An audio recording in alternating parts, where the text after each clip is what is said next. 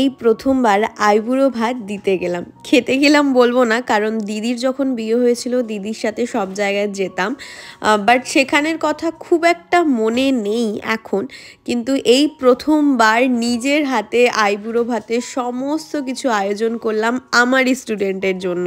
জীবনে প্রথম যেদিন ভেবেছিলাম যে মেকআপের ক্লাস স্টার্ট করব, সেদিন এই তিনজন এই ভিডিওতে যাদের দেখতে পারবে তারা প্রথম আমাকে বিশ্বাস করে আমার কাছে এসেছিল।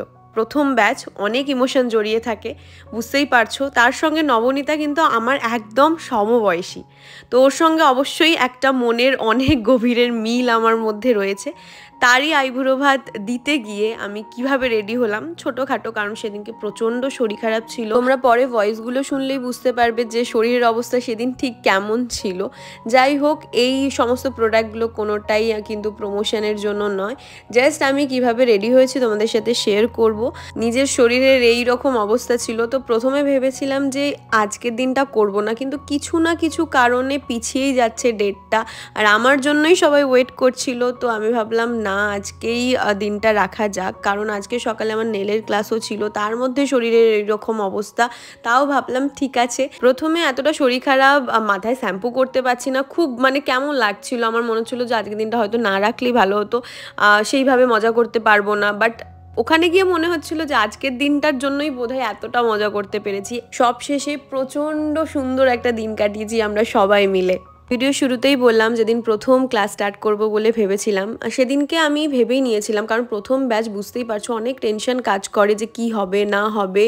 এটা হয়তো প্রত্যেকটা মেকআপ আর্টিস্টেরই এই কেরিয়ারটা স্টার্ট করার আগে হয়ে থাকে, মানে এই টিচারিং কেরিয়ারটা স্টার্ট করার আগে আমারও হয়েছিল। কিন্তু আমি ভেবেছিলাম যে একজন যদি আমার কাছে অ্যাডমিশন নেয়, আমি এখনও অবধি স্টিল নাও আমি এখনও ভাবি যে আমি যদি একজনের জন্য কাজ করতে পারি আমি একজনের জন্য করব, বাট আমার বেস্টটা দিয়ে করব। আমি সেদিনও ভেবেছিলাম, বাট যখন এই তিনজন আমার কাছে বিশ্বাস করে এসেছিল না, আমি ভীষণ খুশি ছিলাম। মানে আমি মনে ছিলাম আমি সাকসেস পেয়েছি প্রথম ব্যাচ থেকেই। এবং সব থেকে বেশি প্রাউডের বিষয় যে এই তিনজন কিন্তু এখনও অবধি আমার সবসময় সাথে থাকে, আমিও সবসময় সাথে থাকার চেষ্টা করি।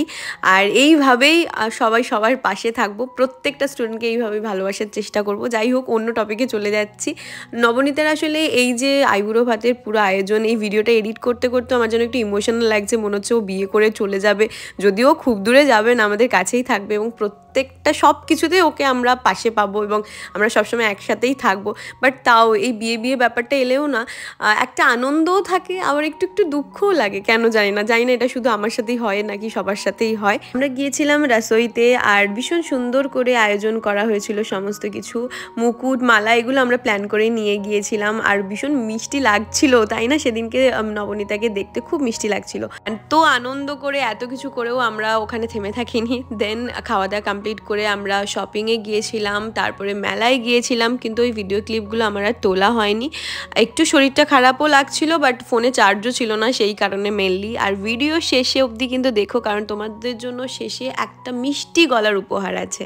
আর এখানে কাবেরী দি নবনীতার থেকে মুকুট মালা নিয়ে নিয়েছে, আর ব্রাউনি নিয়ে একটুখানি পোজ দিচ্ছিল।